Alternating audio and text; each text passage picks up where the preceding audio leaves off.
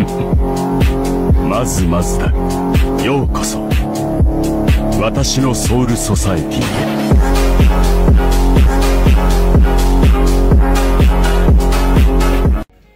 Hey, salut tout le monde, c'est Kyushiro, j'espère que vous allez bien. Et aujourd'hui, on va parler de l'épisode 31 de Bleach.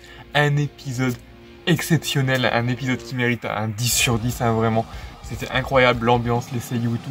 Même s'il se passe pas non plus énormément de choses en termes de combat et tout, il y a quand même pas mal de choses à dire. Et vraiment, le retour des GOAT, on peut dire, hein, le retour des GOAT dans cet épisode. Et après, on peut dire qu'il y a eu aussi le scellement d'amitié entre différents personnages. Et ça, c'était plutôt pas mal. J'ai vraiment kiffé cet épisode. N'hésitez pas vous à me dire ce que vous avez pensé de l'épisode. Parce que pour moi, il mérite un bon 10 sur 10. Donc on commence cet épisode par l'absorption du Reo par Iwatch. Donc on voit que ça prend pas mal de temps.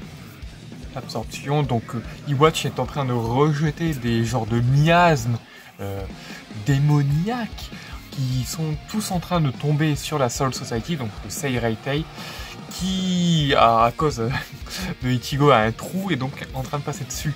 Et donc ils sont submergés par ces miasmes. C'est cool parce qu'on voit Soifon, Ikkaku, Yumichika, Shuei et même Byakuya tenter de les arrêter, tenter de la propagation de ces miasmes. Ils arrivent pas, on voit que les Shinigami commencent à se faire un petit peu bouffer et tout c'est très stylé. On voit que même Shuei en prend un, il dit c'est quoi ce machin et tout. C'est plutôt cool qu'on voit qu'ils essaient quand même de lutter contre ce nouvelle abomination qu'il y a.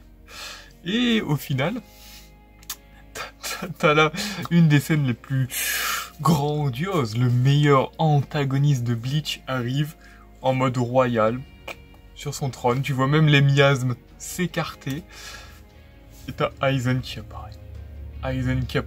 Qui se fout un peu de leur gueule, ça j'ai bien aimé. Qui a fait, pourquoi utilisez-vous vos sabres pour les battre? Il vous suffit seulement de les écraser avec votre pression spirituelle. Vraiment cette punchline en mode, mais les gars, vous êtes bêtes ou quoi? Ces créatures, il suffit juste de notre présence pour les détruire. Pas besoin de dégainer un sabre ou une technique.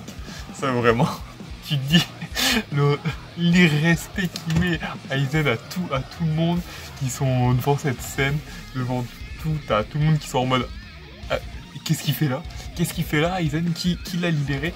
Ça c'est plutôt cool, que j'ai bien aimé aussi que Aizen intervient et fait Rookie, je te félicite pour être passé vice-capitaine depuis qu'on s'est battu, t'as pris du galon, c'est cool.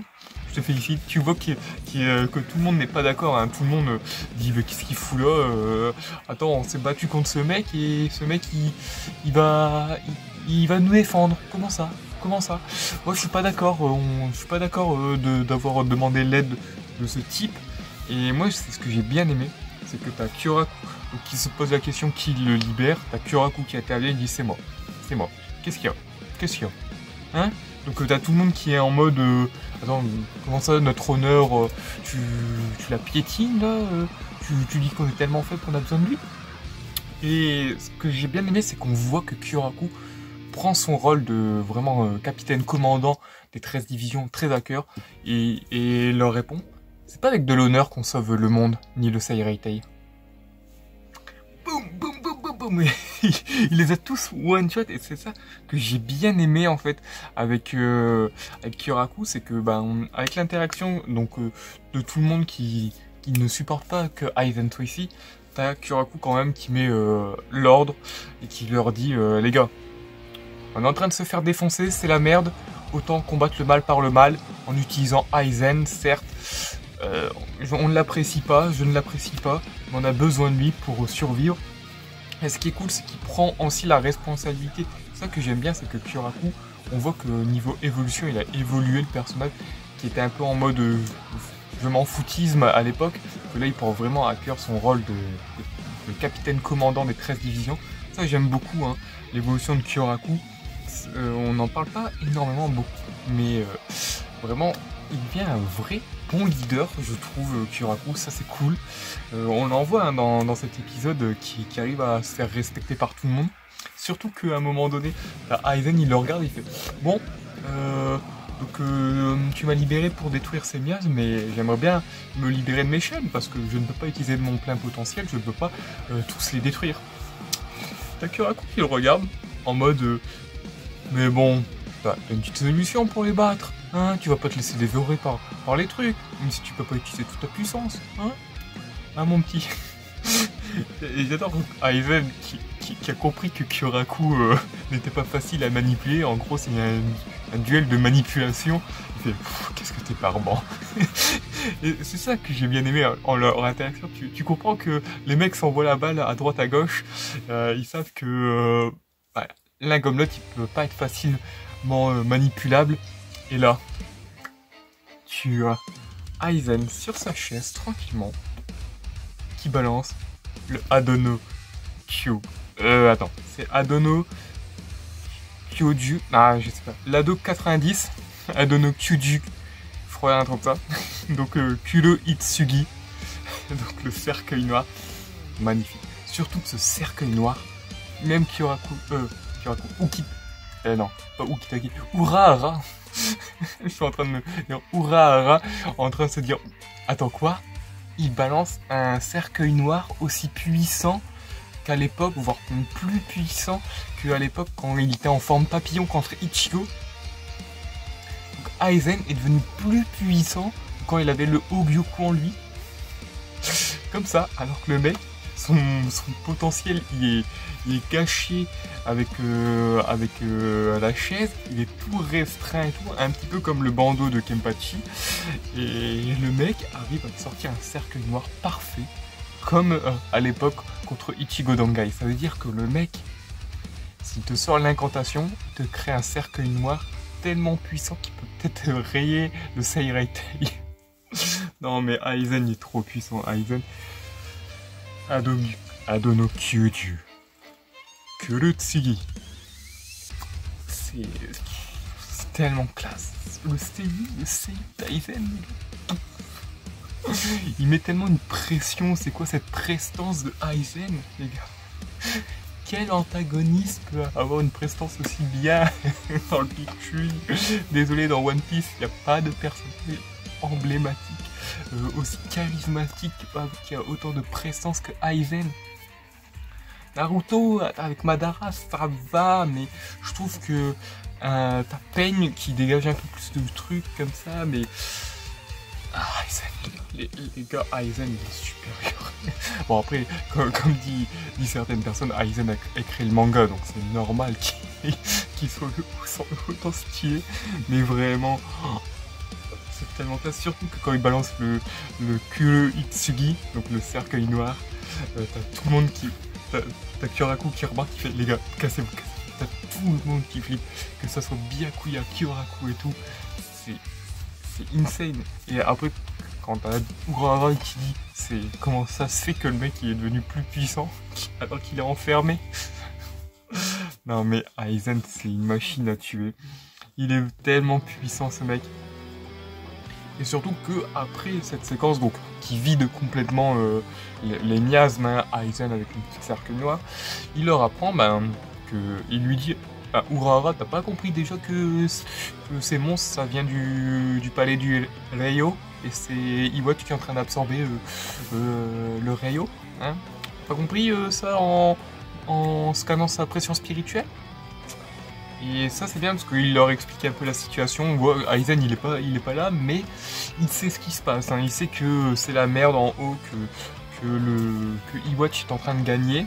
Et c'est plutôt cool parce que grâce à cela, t'as tout le monde qui sont en train de se dire bon les gars, il faut commencer à se préparer à aller au palais spirituel. Et t'as Aizen qui les regarde, il fait moi pas besoin, si vous voulez je détruis le palais spirituel, comme ça il tombe sur nous. Hein? N'hésitez pas à me le faire, hein? Moi je peux le péter, hein, si je claque toute ma pression spirituelle, je balance un Kamehameha, ça détruit, ça tombe, hein.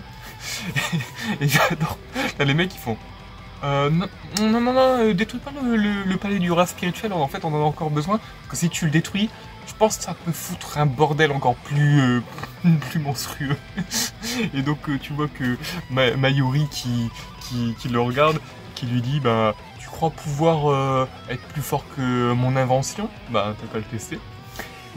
Et tu vois que son invention lui permet en fait de pas supprimer sa pression spirituelle, mais de la mettre autour de lui. Donc en gros, ça le diffuse autour de lui, mais elle la neutralise pas. C'est plutôt une très bonne invention. On voit même que, même quand Aizen a utilisé le cercueil noir, il voulait détruire en même temps la chaise et ça a résisté. Donc tu vois que Mayuri avait déjà tout prévu pour garder un monstre comme Aizen en cage, et c'est plutôt stylé. Surtout que après ça, donc t'as les Stern Ritter qui apparaissent. Les Stern Ritter qui apparaissent. Et donc t'en as un, je sais plus comment il s'appelle, il stun Aizen pendant 5 minutes. Pendant 5 minutes. Et j'adore parce que plus tard dans l'épisode t'as Aizen et Kyoraku il fait oh bah t'es déjà levé toi. Il t'a touché, le pauvre Stern Ritter, son attaque a fait que 5 minutes. Et t'as Aizen qui le regarde, il fait j'applaudis ce Stern Ritter. C'est la première fois qu'on arrive à me paralyser 5 minutes. Non, ils méritent leur force. Ça, c'est bien ce que j'ai trouvé, parce que Aizen félicite à Stern Ritter, parce qu'il a été pris au dépourvu, et c'est la première fois qu'il se prend au dépourvu, et donc paralysé pendant 5 minutes. Le mec, il félicite, et t'as Kyoraku qui se foutait un peu sa gueule, parce que c'était que paralysé 5 minutes, alors que c'était une technique spéciale de Stern Ritter. Mais en vrai, je pense que même si le Stern Ritter il aurait stun un peu plus longtemps, il s'aurait approché, il s'aurait fait désintégrer par exemple. Donc voilà. Et donc avec ceci, tu as la trahison de Base B, de Giselle, et je sais plus comment elle s'appelle, la petite gloutonne qui a le pouvoir de bouffer les gens. Donc eux qui décident de trahir les Stern Ritter pour se joindre au Shinigami, car Iwatch les a abandonnés. Ils veulent donc faire alliance avec les Shinigami. Et donc dans cet épisode, on a l'alliance des Arrancar, Quincy, Shinigami. On a Arrancar, Quincy, Shinigami qui vont se battre main dans la main pour arrêter Iwatch. Et ça, j'ai trouvé la séquence très stylée, parce que eux, les Quincy, donc Base B, Giselle et la Gloutonne, ne veulent plus de combat, ne veulent plus de cette guerre, ils veulent juste être tranquilles. Ils veulent juste que, à la fin de cette guerre, les Shinigami les laissent tranquilles, et eux, ils sont tranquilles dans leur coin. Un peu comme avec les Arrancar après combat contre Aizen, les Arrancar sont dans leur côté. Eux, ils veulent pareil, ils veulent avoir leur petit monde à eux, tranquille, qu'ils puissent vivre normalement, sans problème, sans combat. Donc c'est un petit peu ce qu'on a compris, hein, ce que les exigences que Base B a imposées aux Shinigami. Il veut faire une trêve, et donc il veut être tranquille après le combat contre Iwatch. Ils veulent le buter. Et ça c'est cool. Moi j'ai beaucoup aimé cette séquence, surtout qu'après cette séquence, t'as Kyoraku qui appelle au téléphone tous les Shinigami. Tout le Seireitei doit se rassembler, et j'ai adoré l'OST parce que c'est un remix. Cette OST passe trop bien. C'était vachement cool. T'as même à un moment donné, on revoit le retour de Zaraki. Zaraki qui veut lui pas aller rejoindre mais chercher Yachiru, parce que Yachiru a toujours disparu. Et t'as Nanao qui s'interpose en lui disant capitaine, allez plutôt combattre, c'est votre devoir, vous aimez bien vous battre. Laissez nos amis, vos subordonnés chercher Yachiru, ça sera plus vite. À plusieurs, ça sera plus vite que si vous cherchez toute seule Yachiru. Et tu vois qu'il petit, il fait c'est vrai que c'est pas con. Autant que moi j'aille me battre pendant que les autres ils cherchent Yachiru, c'est vrai que c'est pas bête. Et tu vois qu'il retourne là-bas où il y a Kyoraku et tout.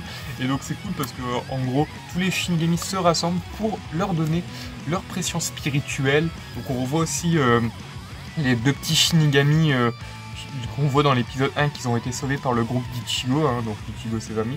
Je sais plus comment ça s'appelle. Je sais qu'il y a Shino je crois, et le deuxième je sais plus du tout comment il s'appelle. C'est cool qu'on les revoie, parce que dans le manga on les voit plus du tout, on sait pas de ce qu'ils viennent.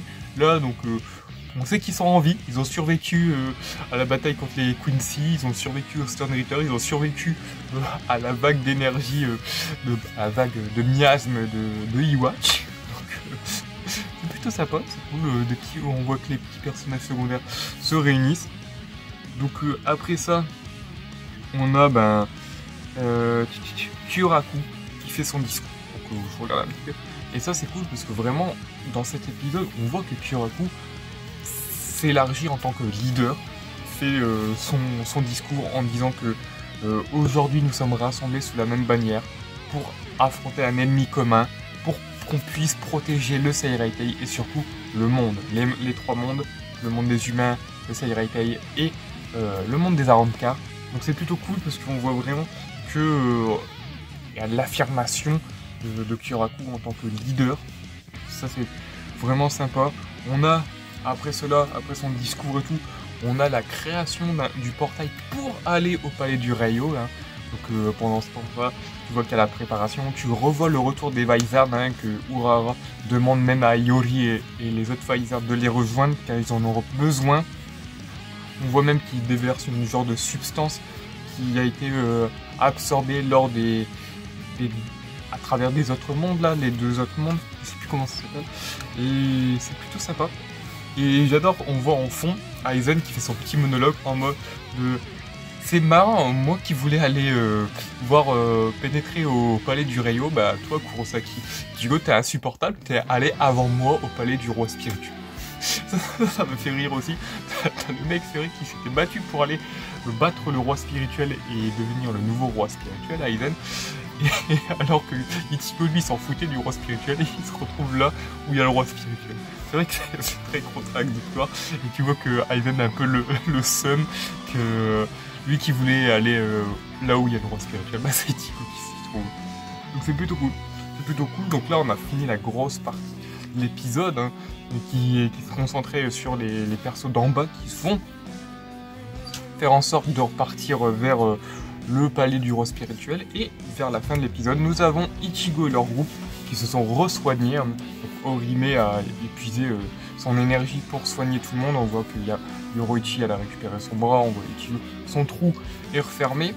Et on voit qu'ils sont prêts à la contre-attaque et à l'arrivée de Grimmjow. Vraiment cet épisode, on a Aizen, on a Grimmjow, on a Kyoraku qui s'affirme en tant que leader. C'était vraiment un très très bon épisode. Et à la fin, après l'ending, on voit que Iwatch finit d'absorber le Rayo, le roi spirituel. Donc on verra ce que ça donne dans les prochains épisodes. Est-ce que Grimmjow va avoir son importance? Est-ce que les autres vont arriver à temps avant que Ichigo démarre le nouveau combat contre les Stormriders? Ça, vous le saurez dans les prochains épisodes. Donc n'hésitez pas vous à me dire ce que vous en avez pensé. Dites-moi vous si vous avez retrouvé des petites choses, s'il y a des choses que je n'ai pas parlé. Est-ce que vous vous attendez les prochains épisodes, les prochains combats qui sont entre guillemets teasés, hein, on les voit entre guillemets dans l'opening. Puis nous on se retrouvera pour la semaine prochaine pour l'épisode 32. C'était Kyoshiro, prenez soin. Ciao.